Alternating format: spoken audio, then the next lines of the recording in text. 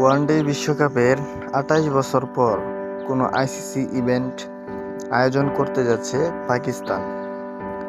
এর আগে ১৯৯৬ ওয়ানডে বিশ্বকাপে বেশ কয়েকটি ম্যাচ অনুষ্ঠিত হয় দেশটিতে।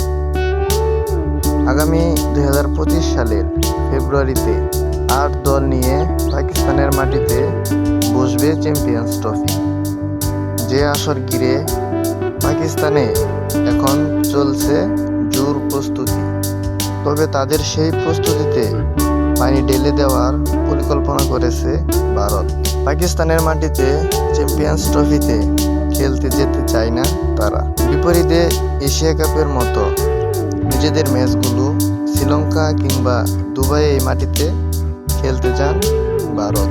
এবার সেটি কোনোভাবেই হতে দিতে চায় না পাকিস্তান।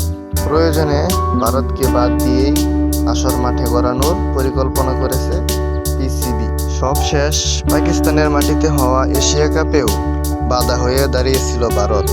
পরে শেষ ম্যাচ বাধ্য হয়ে ভারতের ম্যাচগুলো পাকিস্তানকে আয়োজন করতে হয়েছিল শ্রীলঙ্কায়, যার ফলে লাভের বদলে লোকসান শুনতে হয়েছিল পিসিবিকে।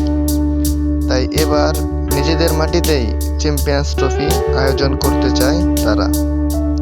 আর এই লক্ষ্যে ভারতকে বাড়তি নিরাপত্তা দেওয়া সহ তাদের সবগুলো ম্যাচ লাহোরে অনুষ্ঠিত হওয়ার নিশ্চয়তাও দিয়েছে পিসিবি।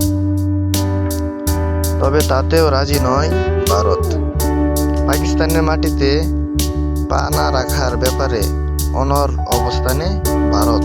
সবশেষ ২০০৮ সালে মুম্বাই সন্ত্রাসী হামলার পর কখনোই পাকিস্তানে পা রাখেনি ভারত। যদিও ওই ঘটনার পর ২০১৩ সালে ভারত সফর করে গেছে পাকিস্তান। এরপর আইসিসি ইভেন্টে অংশ নিতে বেশ কবার ভারতে পা রেখেছে পাকিস্তান ক্রিকেট দল। সবশেষ ওয়ানডে বিশ্বকাপেও ভারতের মাটিতে খেলে গেছে পাকিস্তান। তবে ভারত নিজেদের অবস্থান বদলায়নি স্বাভাবিকভাবেই, তাই নতুন করে ভাবতে হচ্ছে পাকিস্তান।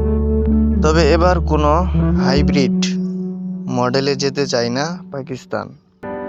প্রয়োজনে ভারতকে ছাড়াই আইসিসির অনুমতি নিয়ে চ্যাম্পিয়ন্স ট্রফি আয়োজন করবে পাকিস্তান।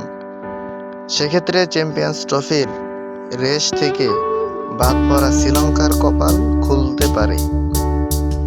সবশেষ ওয়ানডে বিশ্বকাপে বাংলাদেশের বিপক্ষে হেরে চ্যাম্পিয়ন্স ট্রফির রেস থেকে ছিটকে যাওয়া শ্রীলঙ্কাকে ভারতের জায়গায় আমন্ত্রণ জানিয়ে ৮ দল নিয়েই নিজেদের মাটিতে চ্যাম্পিয়ন্স ট্রফি আয়োজনের কথা ভাবছে পাকিস্তান।